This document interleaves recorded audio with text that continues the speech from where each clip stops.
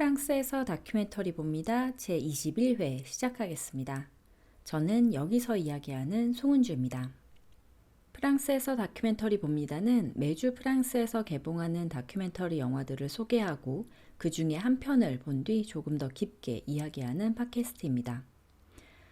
모두들 잘 지내셨나요? 네, 이번 에피소드도 늦어졌습니다. 한 주씩 밀리고 있죠. 아니요, 더 밀리고 있는 것 같아요. 네. 이거 참 괴롭습니다. 네. 영화를 보고 준비를 할 시간이 좀 없었습니다. 시간이 없다는 말 핑계라고도 생각하실 수 있겠지만, 제가 요즘 아주 바쁘게 지내고 있는데, 그 와중에 이런 생각이 들더라고요. 사람이 잠자는 시간 외에도 휴식이 필요하구나. 잠자는 시간 말고도 몸을 가만히 두는 시간이 필요하구나 라는 생각을 하고 있습니다. 네, 휴식은 아주 중요합니다. 네, 여러분도 틈틈이 잘 푹 쉬시길 바라겠습니다. 우리 무리하면서까지 살지는 말자고요. 네. 아무튼 다시 한번 스케줄을 잘 짜서 효과적으로 이 팟캐스트를 운영하고 영화도 볼 수 있는 시간을 만들어 보도록 하겠습니다.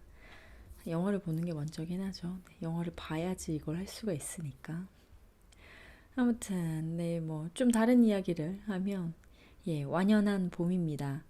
벚꽃이 벌써 만개를 하고 진 곳도 이미 있는 것 같아요. 네. 제가 있는 곳에도 봄이 성큼 찾아와서 꽃도 활짝, 새 잎사귀들도 활짝 손을 흔들고 있습니다. 네, 볕도 따뜻하고요. 해도 많이 나고요. 서머타임이 시작된 후로는 해가 더 길어진 것만도 같아서 밤 8시가 넘어도 여명이 좀 남아있고 그렇더라고요. 네. 따뜻해진 날씨 마음껏 즐기시길 바라겠습니다. 저는 어제 이제 날씨가 너무 좋아서 자전거를 타고 이제 강가 쪽에 있는 공원에 다녀왔는데 좋더라고요. 네. 그럼 이번 회 푸다법 시작해 보겠습니다. 네.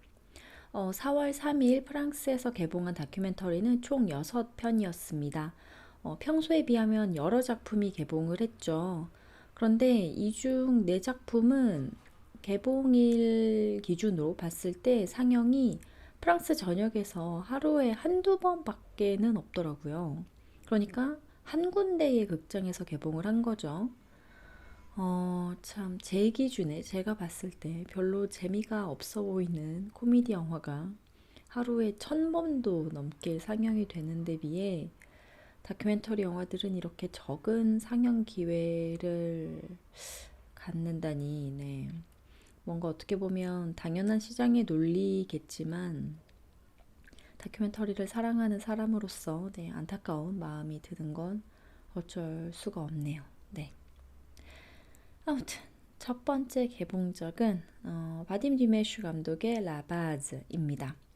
제목은 우리가 영어로 자주 말하는 베이스의 뜻을 가지고 있는데요. 시놉시스를 읽어보니 파리 샤를드골 공항 외곽에 있는 환승센터 바즈 아헤르 딱시를 뜻하는 것 같아요. 저는 이런 데가 있는 줄 몰랐는데 아주 많은 택시들이 이곳에서 공항에서 이제 목적지로 향하는 손님들을 태우려고 배차를 기다리고 있더라고요. 여기에서 많은 시간을 보내는 다양한 국적 출신의 택시기사들의 공동체 생활을 찍은 작품인 것 같습니다. 특히 노령의 운전자들이 많다고 해요. 택시기사들이 직접 찍은 영상들도 많이 들어가 있는 듯 합니다. 두 번째 개봉작은 다비드 세헤오 감독의 미국 프랑스 합작 영화 호캉쿠르 르 필름입니다. 호캉쿠르는 이제 한국에 알려진 이름은 로캉쿠르로 이렇게 알려져 있는 것 같은데요. 록펠러 가문의 일원인 양 행세를 하면서 미국 언론을 속이고 FBI 수사까지 받은 국제적인 사기꾼입니다. 이 인물에 대한 다큐멘터리인 것 같은데요. 그러니까 사기꾼 성장기를 담은 내용인가 봐요. 네. 영화에 직접 이 로칸쿠르가 출연을 하는데 감독이 인물과의 거리를 어떻게 설정해서 이야기를 담았을지 궁금하네요. 세 번째 작품은 드호 모헤 감독의 프랑스, 독일, 이스라엘 합작 영화 레쿨리스 드 뿌부아르입니다. 번역하면 권력의 회랑 정도 되려나요? 네.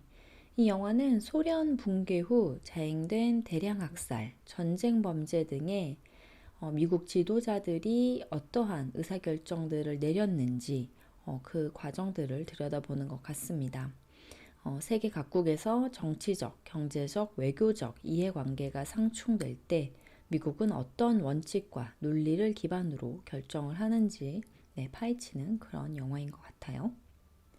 네 번째 작품은 리자 베르디아니와 알리스 오클레르 감독의 프랑스 영화 르 봉송스입니다. 제목을 직역하면 상식 정도 될 것 같고요. 기업가들을 찍은 영화인 것 같아요.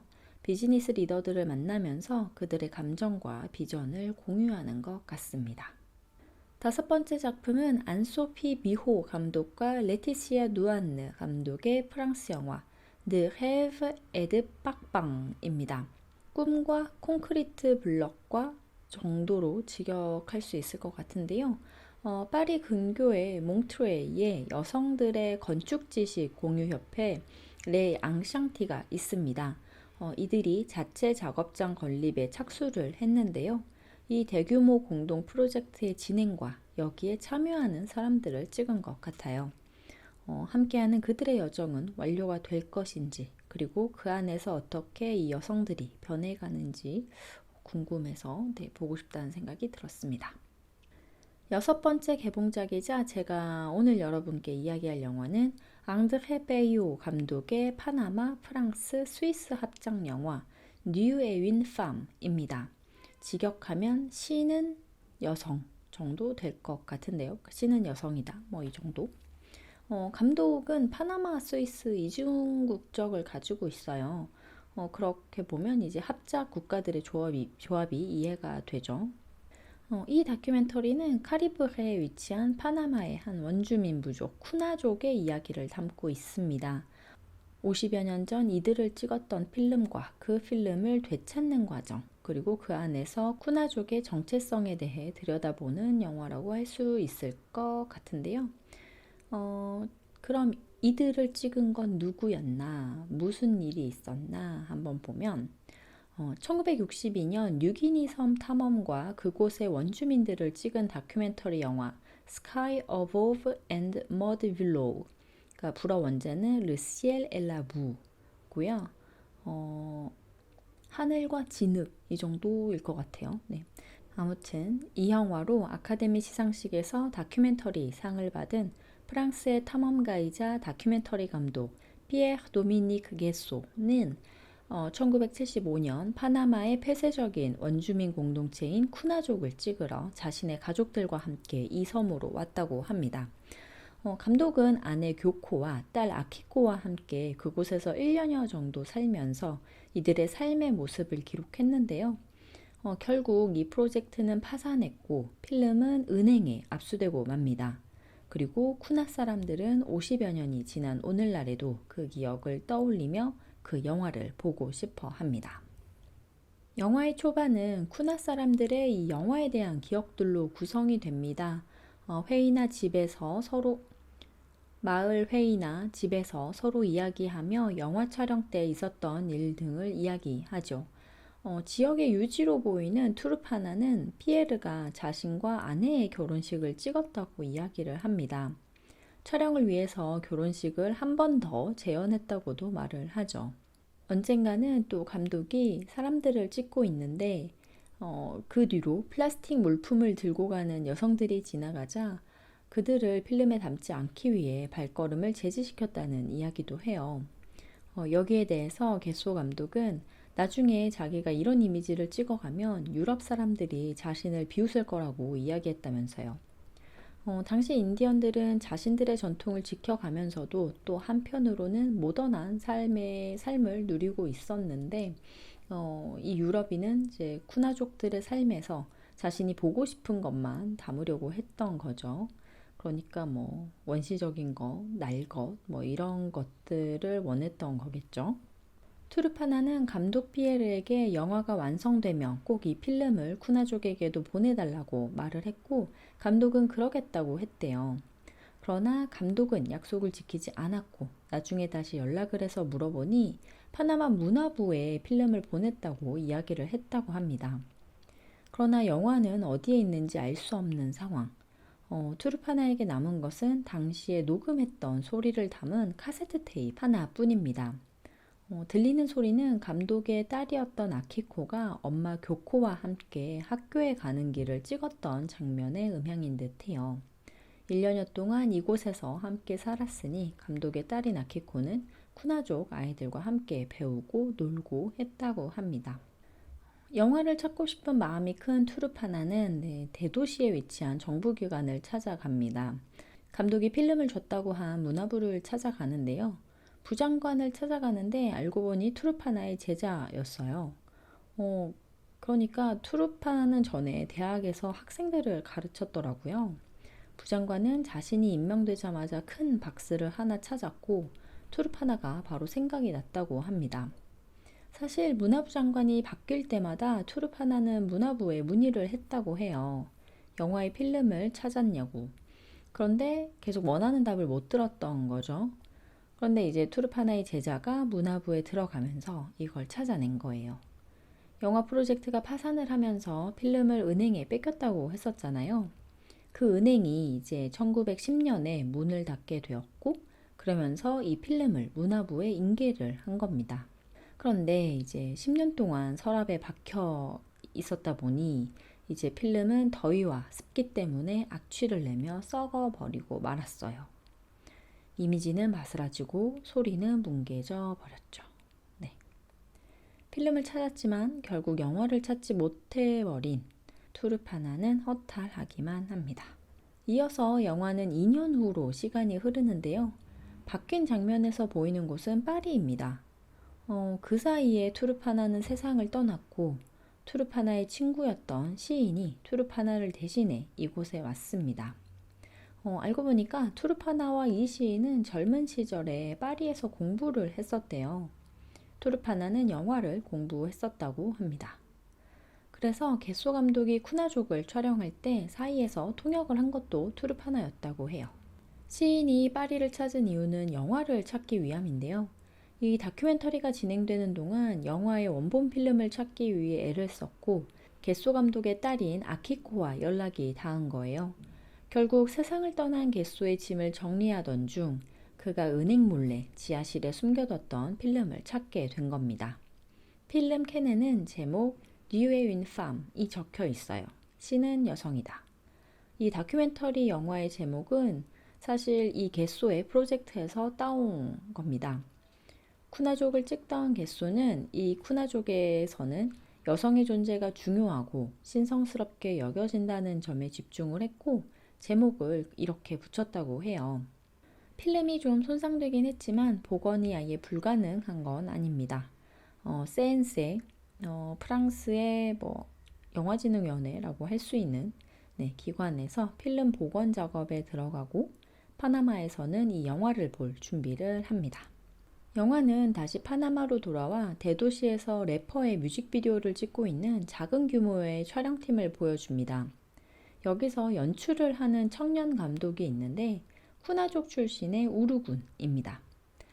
저는 사실 이 사람이 이 영화의 감독일까라고 생각을 했었어요.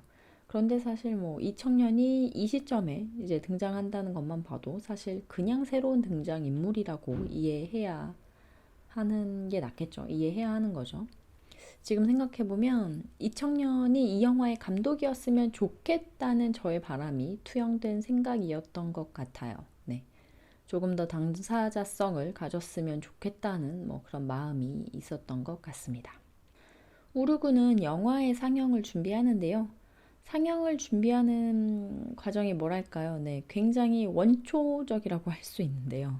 바로 상영 시설을 아예 만들어야 하기 때문입니다. 쿠나족이 살고 있는 우추푸 섬에는 영화관이 없죠. 그래서 우르군이 가장 먼저 하는 일은 스크린으로 사용할 천을 사는 것입니다. 하얀 천을 사고 프로젝터를 챙겨 들고 우르곤과 사람들은 우추프 섬을 향해 갑니다. 긴 시간 자동차를 타고 간 뒤 배를 또 이제 타고 섬으로 들어가죠. 마을의 한 공터를 상영 장소로 결정한 우르곤과 사람들은 스크린을 만드는 작업에 들어갑니다. 모래바닥을 깊게 파서 말뚝을 박고 천을 이어서 스크린을 만들고요. 그리고 영화 초반에 나왔던 투르파나의 아내는 딸들에게 전화를 걸어서 영화를 보러 오라고 말을 합니다. 게소 감독은 투르파나 가족을 찍으면서 이들의 딸의 부족 입회의식 또한 중점적으로 찍었었는데 이제 당시 4살이었던 그 딸이 50년이 지난 지금은 중년이 된 거죠. 이 소식에 딸들은 22년 만에 고향으로 돌아오게 됩니다. 이 장면이 참 애틋했는데요. 대도시에서 작은 경비행기를 타고 고향으로 오는데 동네에 도착해서는 이제 골목길에서 자꾸만 이제 헤매요. 길이 잘 기억이 안 나는 거죠. 뭐 길에 이름이 붙어 있는 것도 아니고요. 22년 동안 고향을 오지 않았던 거라면 그만큼 가족들을 본 적도 적을 거란 이야기잖아요. 저도 가족과 멀리 떨어져 사는 입장에서 참 사느라 힘들었겠다, 고생이었겠다라는 생각이 들었습니다. 상영일 당일 간이로 만든 스크린이 세워지고 스피커도 자리를 잡았습니다. 오늘 저녁 7시 아키코의 영화 상영이라는 문구가 쓰여진 홍보 현수막을 들고 아이들이 동네 곳곳을 돌아다니며 홍보를 합니다. 이 필름을 찍은 것은 겟소였지만 이 필름을 찾아내고 쿠나족에게 되돌려주고자 했던 것은 겟소의 딸인 아키코였잖아요. 그리고 또 영화가 복원되던 와중에 이제 그가 병으로 세상을 떠났기 때문에 아키코의 영화라고 소개를 한 건가 싶은 생각이 들기도 했습니다. 상영장에는 많은 사람들이 모였습니다. 아이들은 앞줄 맨 땅 위에 옹기종기 모여 자리를 잡고 뒤편 의자에도 사람들이 가득 찼어요. 서서 보는 사람들도 당연히 있고요.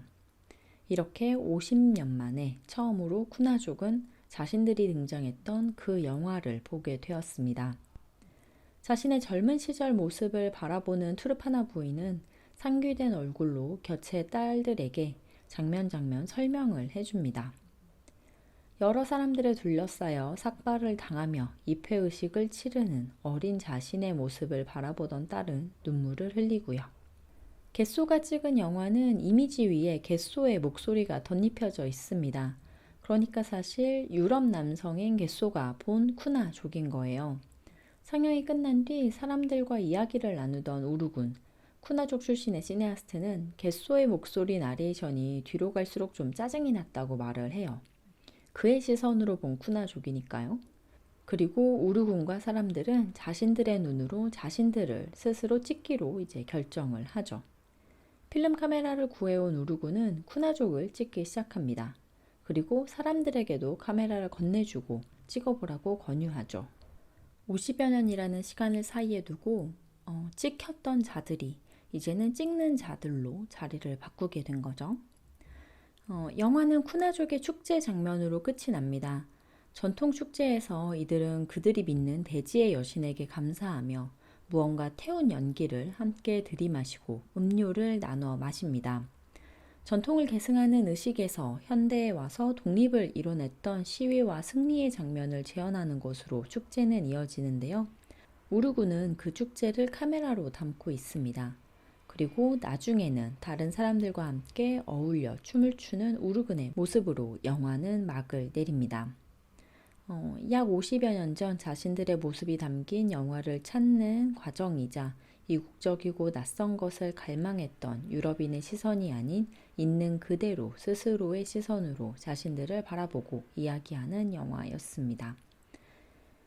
영화가 가지고 있는 스토리는 아름답고 감동적인 부분이 있었지만 관객으로서 저는 약간 영화 안에서 인과관계, 그러니까 사건 사이의 시간과 인물 관계들이 조금은 명확하지 않게 보이는 것들이 있어서 몰입에 조금 방해를 받긴 했습니다. 이게 선명하지 않으니까 계속 의문을 가지고 이제 생각을 하게 되잖아요. 그리고 영화 속에서 감독의 자리, 감독의 시선이 명확하지 않다는 인상도 좀 받았고요. 중간중간 바다 수위 상승으로 사라진 섬 이야기라든지 쓰레기가 너무나 쌓여버린 섬 이야기들도 나오긴 하는데 영화가 전체적으로 가져가고 있는 이야기와 잘 붙지 않는다는 느낌도 들었고요. 그럼에도 불구하고 어쨌든 쿠나족 사람들이 자신들의 역사가 담긴 필름을 되찾게 돼서 매우 다행이다라는 생각이 들긴 하더라고요. 그리고 이건 또 정말 다른 이야기지만 이 쿠나족 여성분들이 입는 의상이 너무나 아름다웠어요. 네, 화려한 패턴의 천들로 만든 옷들인데 매우 아름답습니다. 네, 제가 이제 이미지는 제가 블로그에 올려두도록 할게요. 혹시 궁금하신 분들은 찾아보시거나 블로그에 와서 봐주시면 될 것 같습니다. 감독 인터뷰를 찾아보니까 그 전에는 파나마에서 게소 감독이 쿠나족을 찍은 적이 있다는 이야기를 한 번도 들어본 적이 없었대요. 우르군 같이 이제 쿠나족 출신 사람들을 만나게 되면서 그 이야기를 듣게 된 거죠. 게소 감독도 오스카상까지 받은 사람이었지만 프랑스나 유럽에서 그렇게 유명한 것도 아니었고 관련 자료가 많이 남아있는 것도 아니었고요. 저도 이번에 처음 알게 됐습니다. 네.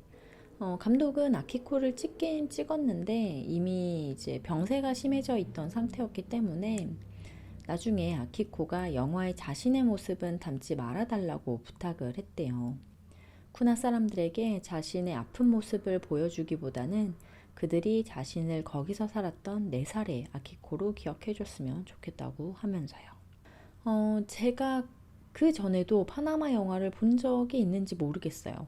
지금으로서는 딱히 생각이 나는 것이 없습니다. 파나마, 프랑스, 스위스 합작 영화이긴 하지만 그래도 제가 본 첫 파나마 영화가 아닐까 싶네요. 네. 이번 에피소드는 여기서 정리할까 합니다. 네, 나누고 싶으신 이야기가 있으시면 들으시는 플랫폼 혹은 제 블로그에 댓글로 남겨주세요. 블로그 주소는 네이버 블로그 blog.naver.com/훈주송_입니다. HEUNJUSONG_ 네. 그럼 저는 스케줄을 잘 정리를 해서 지속 가능한 팟캐스트 생활 플랜을 짠 뒤 곧 늦지 않게 돌아오도록 하겠습니다. 요즘 자꾸 늦어지니까 다음 주라고 이제 찝어서 말하기가 부끄럽네요. 네. 그럼 몸도 마음도 평안히 잘 지내다 곧 만나도록 하죠. 네. 들어주셔서 고맙습니다.